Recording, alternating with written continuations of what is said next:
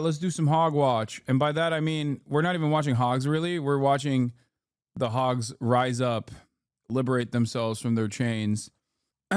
For 39 years from New Jersey. I've never been involved in politics before, but this is getting really scary. Okay, so the things that frighten me is the way this insane president talks about Canada as a 51st state. Taking Panama by force and buying Greenland. How does this person qualify as sane? Why is he not being impeached right now?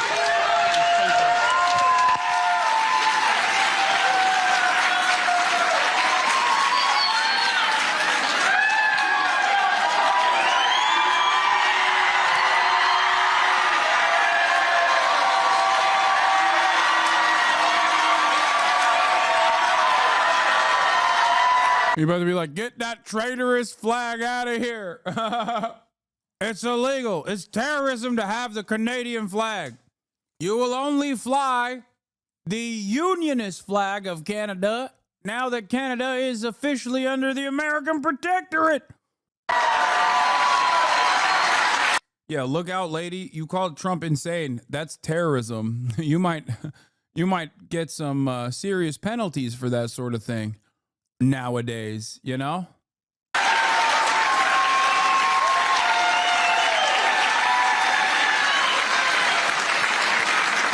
So, in short, I don't support us absorbing Canada. Canada, that would be like taking. Canada's been a good neighbor. Canada is much more liberal and left wing than the United States. If we took Canada. Taking Canada would be like taking another California. It would tilt things towards the Democrats.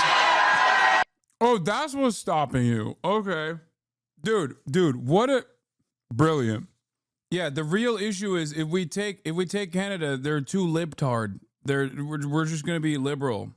That's unironically the reason why we didn't seize more Mexican territory back in the day, because people were so racist. They were like, that would mean we would have to live alongside more Mexicans. We don't want that. Yeah. If we took Canada, the Republicans would never have control again. So we don't want that to happen.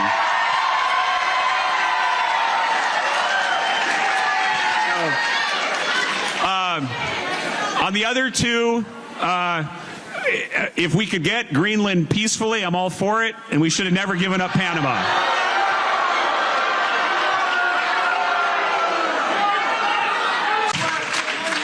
This is a question that comes from Barbara and can serve as our concluding question for the night regarding checks and balances between the different branches of government. Given the trajectory of the administration, the continued agreement of the Republican Party, is there a line in the sand for you? That is to say, is there any point at which you might stand up and tell them no? What is? No. The answer is no. Let's be for real. I don't care what he says. We know the real answer is no. In the interest of your people in Eastern Washington, what is your line in the sand? Well, in general, I swore an oath to the Constitution. It's very serious to me. I swore an oath to the Constitution before I went to Iraq. I swore an oath to the Constitution becoming a member of Congress. I would say that I understand this room is different than the rest of Eastern Washington, but you guys, you are. So, I think, and I'm not saying you're being, I'm not saying you're being disingenuous in your heart of hearts, but you have a perception that America is spiraling to some kind of constitutional crisis. Yeah.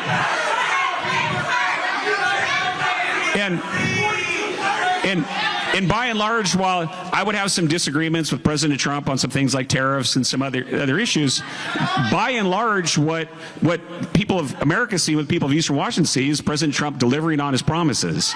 And so Well, numerous town halls are scheduled to take place across the country, and if recent town halls are any indication, tempers will be running high. Here's Republican Congressman Michael Baumgartner's town hall in Spokane, Washington last night. Watch this. You have a perception that It's so cooked. Like in 2016, 2017, there was this attitude amongst the Republicans to at least like openly acknowledge that it was shameful. Like Trump was behaving in a shameful manner. They're so gone. That's gone are those days, baby. And with no opposition whatsoever, the only thing you're going to see is just like voters actively freaking out. That's it.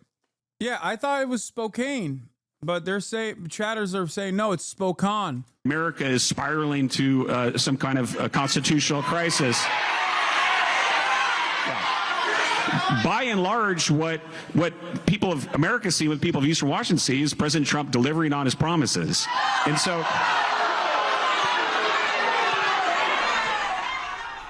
And Democrats are also feeling the heat from voters. Here's what one frustrated Medicaid recipient told Senators Mark Kelly and Ruben Gallego at a town hall in Scottsdale. We're trying to shield ourselves before we're wounded, and we don't know how. Would you mind telling your colleagues in Washington that when they're burning down this house, there's people still inside? My kid is inside.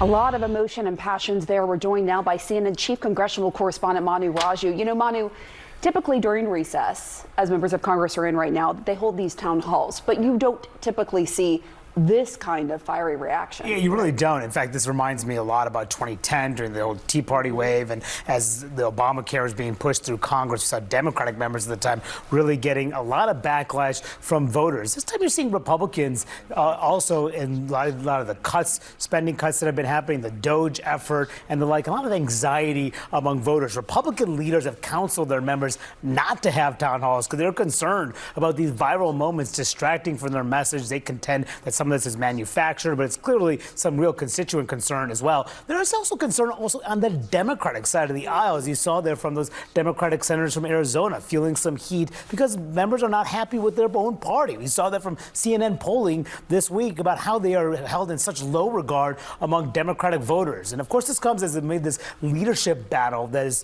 facing Democratic leader Chuck Schumer, his decision to allow the government to be funded by this Republican spending bill, not block this, battling with the House Democrats as well. Earlier today, when he was asked about whether he would step aside, he made clear that he was going to stay as Democratic leader, said he was the best person for that position. What will be interesting today is Hakeem Jeffries, the House Democratic leader, is having his own press conference today. The last time he had a press conference on Friday, he was asked, does he have confidence in Chuck Schumer? He said, next question. What will he say today when he is asked about this very same question? We'll see what he has to say there, because Democrats are trying to get on the same page after this really messy internal battle. They certainly are. And the two leaders met on Sunday after that press conference. So we'll see if he changes his tune after meeting with Schumer. Thank you so much, Manu Raju. Wolf? And it's interesting that Manu still can join us here in the Situation Room because the House and Senate are in recess. Yes, we love having you here. Otherwise, you'd be chasing those guys through the halls of That's Congress. It's very nice to sit down every once in a while, Wolf. Good to have you in the Situation Room. Respect us! We already decided on Medicaid. This one's my favorite. This is the best one, especially because he's such a funny looking guy and his facial expressions throughout this process are hilarious. When they start screaming tax the rich, he's just like, oh, I don't know what you're saying. A heated town hall. Whoa! Showing a lot of leftists out here. Hey, yo, chill out with these radical Black Panther Party Maoist third worldists out here. Yo! I didn't know Nebraska ran like that. I didn't know Nebraska was equipped with the revolutionary potential of a developing nation that has been undermined by global capital, Western Empire. I didn't realize these were the real Maoist guerrillas. Debate in Columbus, Nebraska for Republican Congressman. Yeah, we went from Antifa to Grantifa. Antifa. Goddamn. Someone said baddies. They are baddies. That's a bad bitch right there. That's a bad bitch that wants Social Security to remain what it is. That's the baddest bitch. Mike Flood. Politics, it can be passionate. It can also be polarizing. Tonight, all of that is on display as Nebraska voters want answers to real-life decisions impacting them. First Alert 6 reporter Bella Caracta has our coverage.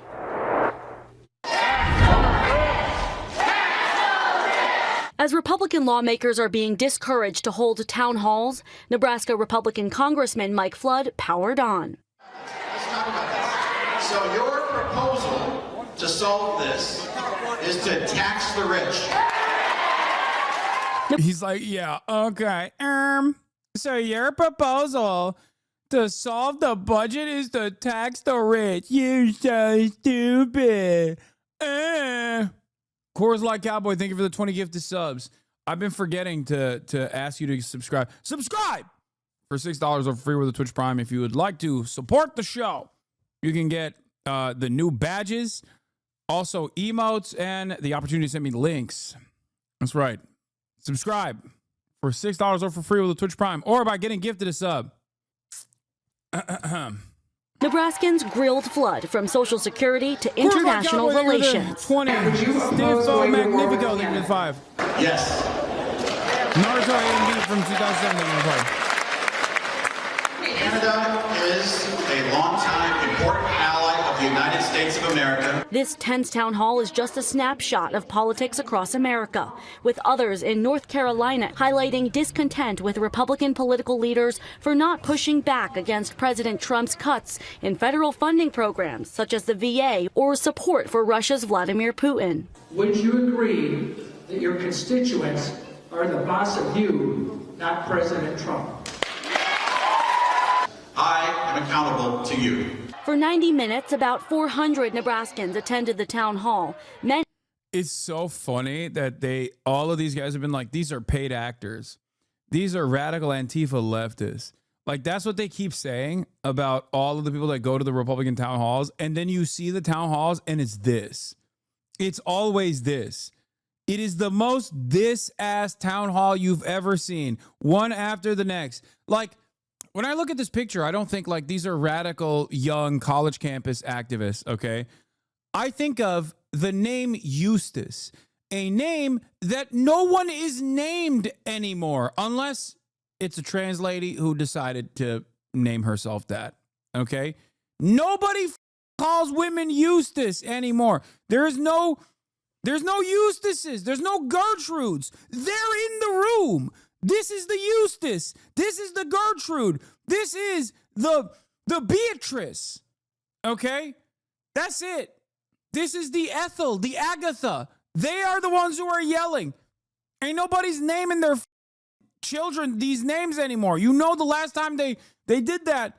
Last time a person was named that was basically pre-civil rights. Okay? If your resistance movement is comprised of people that are named Ethel and Eustace, then yeah, it's not woke college campus activists. Trans girl erasure? No, I already said that. The only people that are named Ethel or Eustace or those like old school ass names is trans ladies now. Okay, that's it. That's it. Many taking aim at Congressman Flood. Is there anything you will do to stand up against Trump? A great majority of Nebraskans and those in the 1st District voted to elect Donald Trump president in this state. To many voters, what's happening seems like chaos. For Jeremy Aspen, he says he doesn't recognize the Republican Party, a political party that had always been part of his life. But at a certain point, you just feel like it isn't a fit anymore. This week, the Omaha man switched parties. It's a lot easier when the ground shifts under you. What did it mean? Dude, it's so funny. Like, Nebraska is such a tiny ass state that when one guy in Omaha changes party loyalty, it makes it to the local news. I love that. Like, what the hell, man? This Omaha man changed party affiliations. But is it far too late? What the fuck? To be a Republican for you. Individual rights and freedom, especially free markets.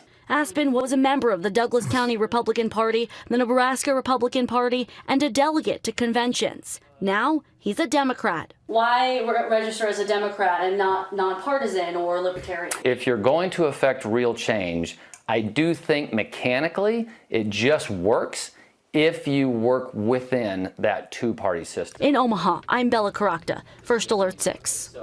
Aspen now believes Democrats have an opportunity to shift back to center. We want you to show fight, and you are not fighting. See, that's a lib right there, okay? That right there, you can tell. He put some stink on it. Like, that is a lib right there, okay? Fighting. At this town hall in Forestville, Maryland, Congressman Glenn Ivey got a healthy dose of the idea that even a friendly crowd can turn on you. And on a couple of occasions Yeah. We need to shift to the center right now. It's real centrism hasn't been tried. Real centrism has never been tried. If real centrism has only been thwarted. Real centrism is not something that simply fails. It can only be failed.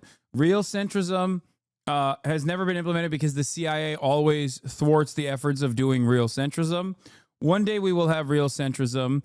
America will be a real centrist, a transitional centrist state with American characteristics. Okay. One day we will have the radical centrism that I wanted. Okay. I wanted always and forever. It's just not here yet. It will get here one day. Okay. Centrism cannot fail. Centrism can only be failed. Just wanted to make sure that everybody knows I'm a nuanced centrist.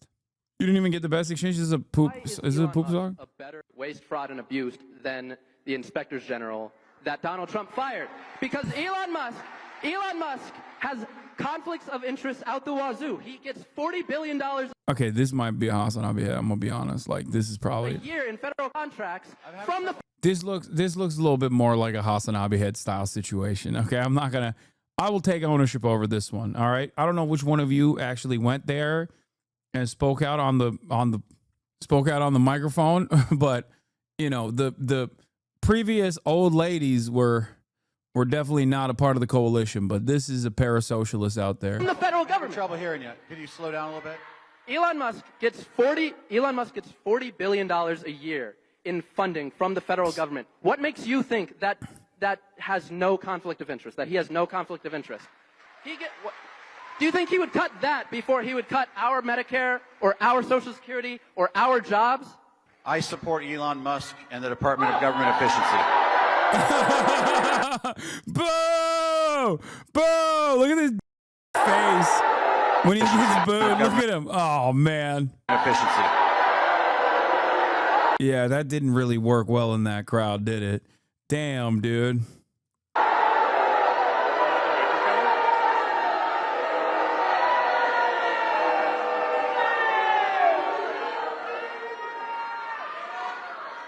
Next question. Oh my God, that was so loud. It killed my brain. I'm sorry. Online public comment on Delaware 2B21 off to a hot start. Let's see what this is. Fascist Nazi billionaires are taking over this country and firing federal employees en masse and trying to annex Canada and arresting dissent, blah, blah, blah. And this bill gives billionaire Nazis more power and not less power. Nazis are taking over and we're actually leaning into it. This is somehow dumber than what Cuck Schumer did. And no matter what you say, it really is because Elon was here a while ago. Because you're like, Daddy Musk, tell me what you want. I'll pass your bills. I'll suck your toes. I'll carry your babies. I'll sig hail, but not really. Oh, did the Okay, look, blowjob noises? all of you who voted for or will vote for this garbage, you are a traitor not only to the state and nation, but humanity itself. Objectively speaking, the world would be better off had you never been born. But it's not too late. You can still Bud Dwyer yourselves. At least I would enjoy watching that. So, yeah, let's go with that one. Motion to adjourn. Can I get a second? That's blowjob noises. I wrote about the bill, which just passed the House committee and will now head to the floor. Elon Musk Corporation to lead Delaware. Here's what happened next. Senator Lisa Murkowski said at a presser in Alaska yesterday that Elon Musk may take the next $1 billion that he makes off Starlink and put it directly against her. As the GOP colleagues are silent because they're afraid they're going to be taken down or primaried. Why aren't you a better Republican? And if you're not, get out of the party. You know what? You know what? By the way, I do want to say something, but listen. These people are they're fraudulent. Okay? They're fraudulent. They're the whole like, oh, you know, I'm going to do dissent. Like it's okay? Until Alaskans tell me, Lisa, it's just not working anymore, I am going to give you every last breath that I have, and I'm going to try to solve every little problem. And I'm not going to compromise my own integrity by hiding from my words when I feel they need to be spoken. I'm going to take the criticism that comes, and it may be that Elon Musk has decided he's going to take the next $1 billion that he makes off of Starlink and put it directly against Lisa Murkowski. And you know what? That may happen. But I'm not giving up 1 minute, one opportunity to try to stand up for Alaskans. But I got to figure out how to do that. And I need Alaskans' help to tell me what they're feeling so that I can help deal with that. It is, you know, I don't mean to be critical of you. You and I, we can spar at these things, and I actually like the engagement. Boo, I don't care. Actually put up a strong opposition. If you have any sort of real ideological commitments, get out of here. Tom Tillis released new voicemails, but it might be too spicy for the stream. I'm just calling to let you know that I listened to the Raleigh News and Observer. Why does Tom Tillis keep posting his L's like this?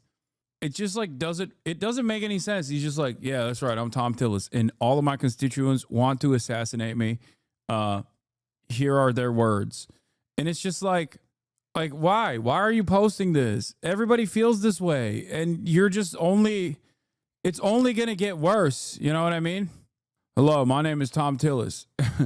All my constituents want to assassinate me in increasingly more violent ways that they describe in gruesome detail.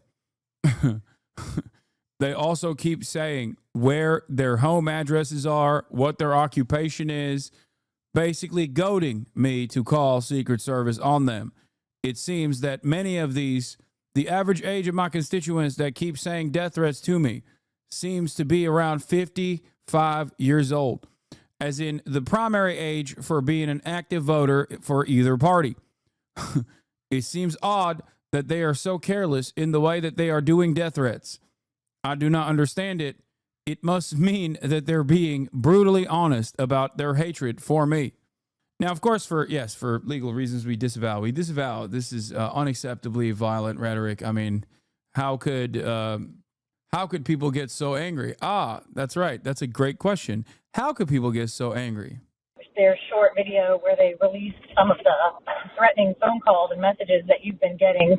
And I just wanted to let you know that has just been absolutely the joy of my week, listening to those. My favorite one was the really old guy who threatened to, I think he threatened to bash your head in with an axe handle. That one was hands down my favorite. But anyway, that was the most joy I have felt in weeks. So if you could please release some more, that would be awesome. And the comments that supported that video were just, they were just chef's kiss. How did he see this and not realize like this is having the opposite effect? They were so good. I saved it so I can listen to them over and over again and then read the comments. It's so good. So please keep releasing those. Keep those coming. It's giving me life, and it's about the only thing these days it is that you're doing. So keep them coming, and I'll look forward. Yeah, I immediately looked for comments after she mentioned the comments. Comments turned off. To some more. Oh God, it's so loud. You, Tom. Any of you who work for him. You guys forgot free speech was a thing. I hope Tom gets. I might drive to North Carolina and shoot him dead in the streets like the. Okay, the problem here is that's not protected speech. Okay, that's not protected. You cannot. Okay, here I'll give you an example. You cannot say that as a constituent you are going to go and shoot Tom Tillis in the streets like the dog he is. You can't say that. That is not free speech. It's funny, but I disavow. You can't say that. You will get a call from Secret Service. The dog he is. He's scared of death threats. We're scared of the way he is going to turn our country into a by taking bribes and siding with the oligarchs. I hope Tom gets kidnapped and his wife and children and his children's children get tortured in front of him. I might come do it myself. You're all going to die. Tom's going to die when the bullet hits his brain and he drops to the ground and the blood starts pouring out of his head. All the patriotic. It's so crazy because I get all of this. I am a recipient of gruesome death threats such as this one all the time.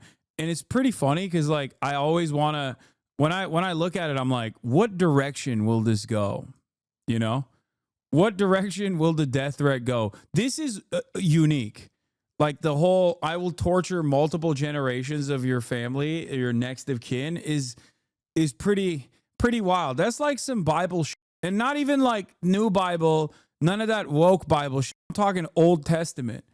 It's crazy. This guy definitely is getting a visit from the feds for sure.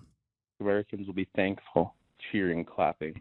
When his office blows up and everyone inside that is contributing along with him dies, all of us patriotic Americans will be clapping, joyous. I can't wait. I can't wait till Tom is dead. The time is coming. Look out. Hey, I saw you released all the death threats, and I just wanted to say good for them. You guys deserve it. I hope you get more. I hope they get worse. I hope you are scared to come out of your house and leave your office, and I hope you do die soon. I just want you to know that the only thing I hope and pray for every day is your death. You have taken all of the hope, all of the will out, except to hope and will and pray that you die every day. I hope one of those people that sent you death threats comes and does their due diligence for this country. Every single day I wake up and I hope and pray that you don't take another breath. Have a terrible, awful day. I also hope everybody you love and care about, every member of your family, also experiences that same fate. I hope, I really hope that you either meet the guillotine soon. The guillotine.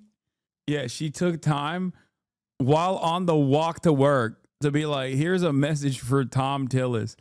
I think the reason why the beeps are so loud is because like if anyone enjoys this conversation, I feel like they're trying to make you deaf. You're like, oh, you wanted to hear the next drop of Tom Tillis death threats? Well, guess what? You're gonna get punished for it. Or have a come to Jesus moment where you realize that Marie Antoinette asked everybody in France to eat cake. And in comparison, we are not driving Teslas. That's crazy. Yeah, I disavow, of course. These people are on your side, Jake. Remember that. Watch the first vid. I already did. It was filled to the brim with statements that I disavow, of course. In this town hall, the crowd did turn on him. The message that was sent by Democrats in Congress with the CR catastrophe was clear. It's not that you're in the minority. It's that you aren't even working together on a shared strategy. And that is failure. We are not interested in hearing that you are in the minority. We know that. We want you to show some of the backbone and strategic brilliance that Mitch McConnell would have in the minority. Thank you for being polite with us, but when it comes to fighting these fights, we need you to be a little bit less polite, a little bit more hell no instead of a little bit no. That's, dude, you can look at the energy of the people the liberals that go to Democratic lawmaker town halls, and then look at the energy of people that are, calling into Tom Tillis's office or going to the Republican town halls. God damn, dude.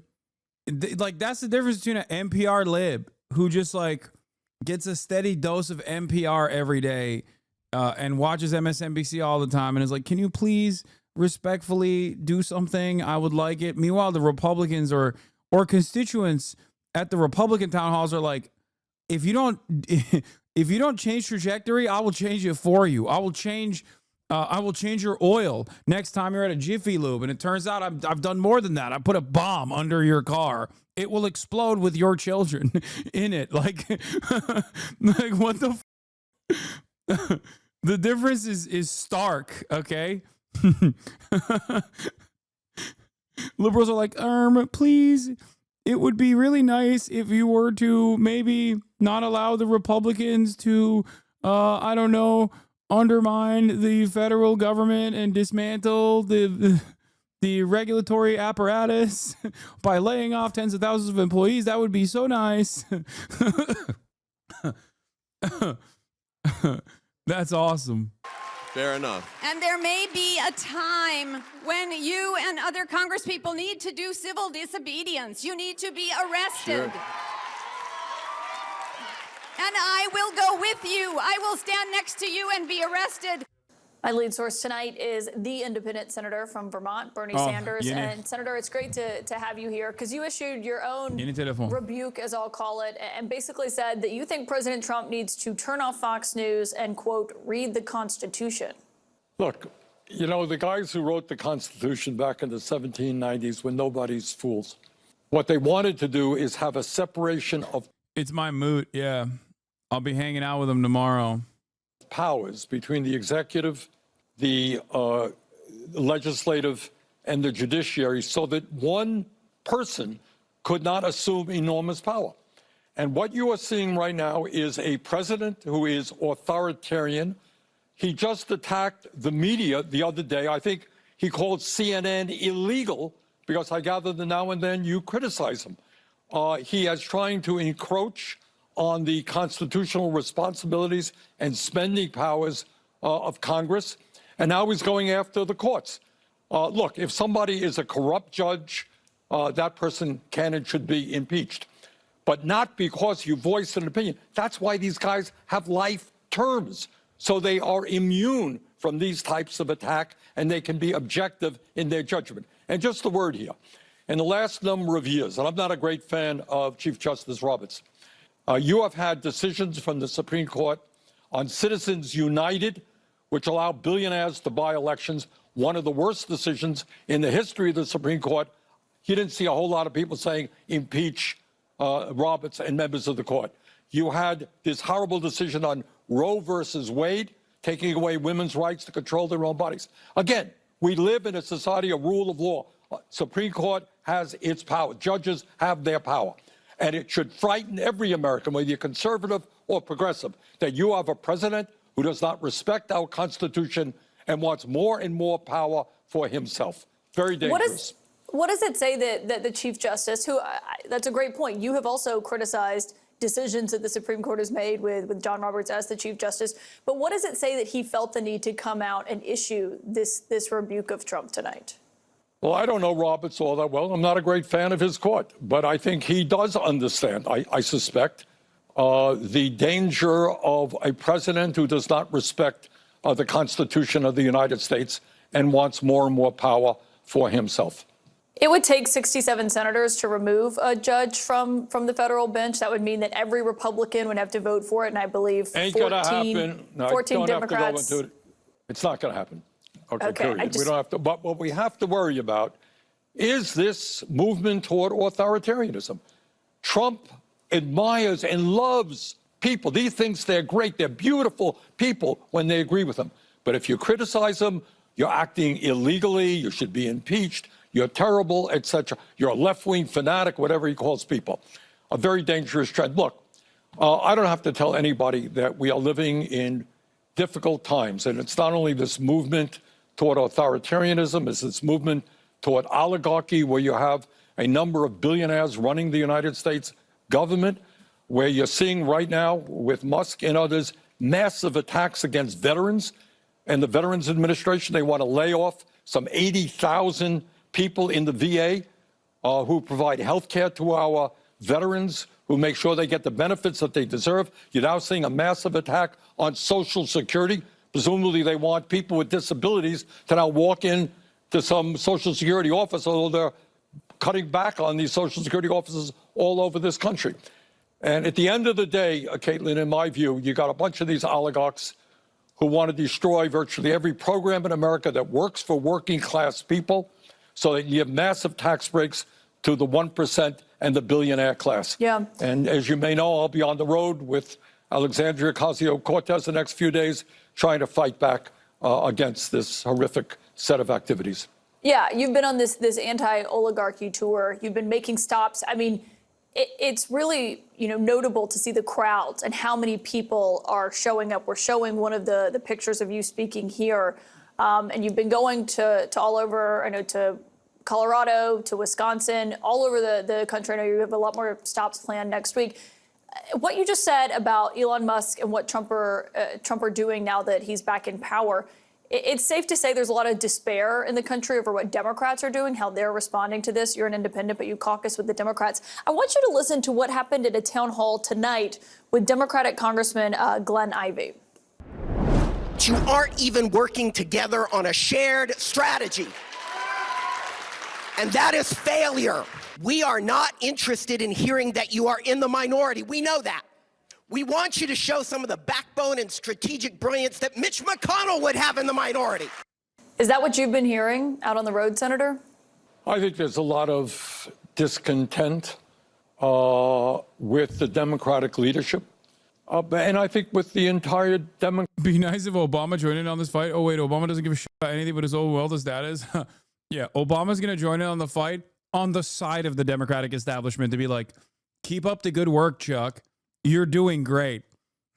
Yeah, if he joins the fight, it's going to be on the wrong side, okay? You don't want Obama joining this fight, all right? Democratic Party. And one of the things that I and Alexandria will be trying to do is get people involved in... What's he going to do, another Netflix series? He's going to drop another music playlist, dude. The political process, either as independents or as progressive Democrats, to stand up for a working class in this country, which is being hammered every single day. Real inflation accounted for wages have not gone up in 52 years, while the very richest people have become much richer. Our healthcare system is broken. Our housing system is broken. Our child care system is broken. We're not making the progress we need to address the climate crisis that we face. And yet the majority of the American people believe that we should have a government that works for them and not the few, which is what we have right now.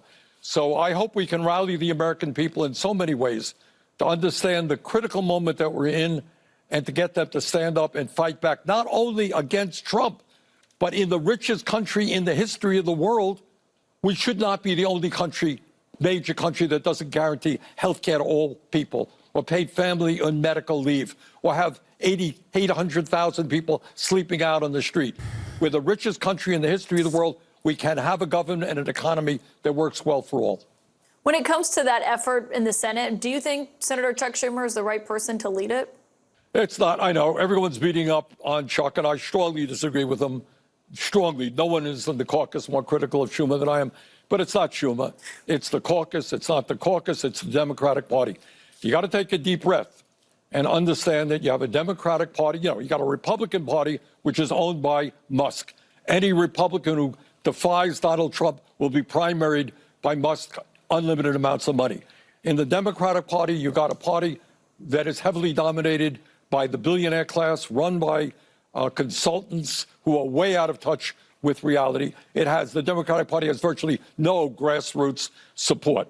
So what we are trying to do is, in one way or another, maybe create a party within the party of bringing millions of young people, working class people, people of color, to demand that the Democratic Party start standing with the working class of this country and take on the very powerful corporate interests that have never had it so good.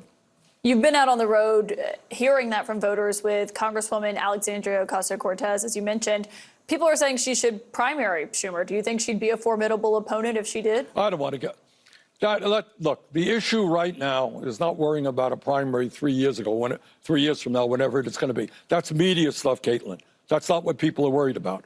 It's Democratic voter stuff too, though. Wake up.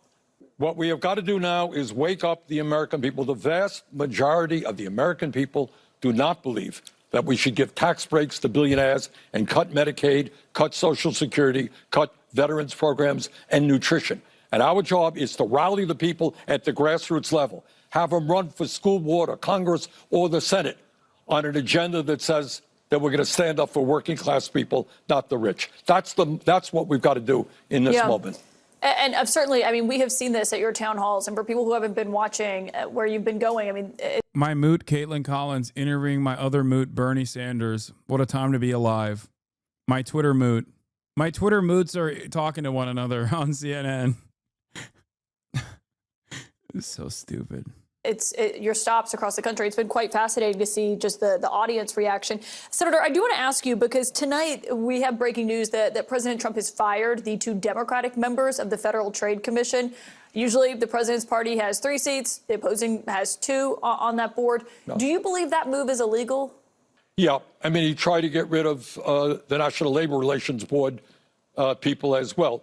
Look, this is the guy, as I just mentioned a moment ago. He happens not to believe in the rule of law, not to believe in the Constitution, and he will try to exercise his power in any and every way. And the American people have got to stand up and stop him. Senator Bernie Sanders, always appreciate your time, and thanks for taking time out of the tour to join us here on CNN.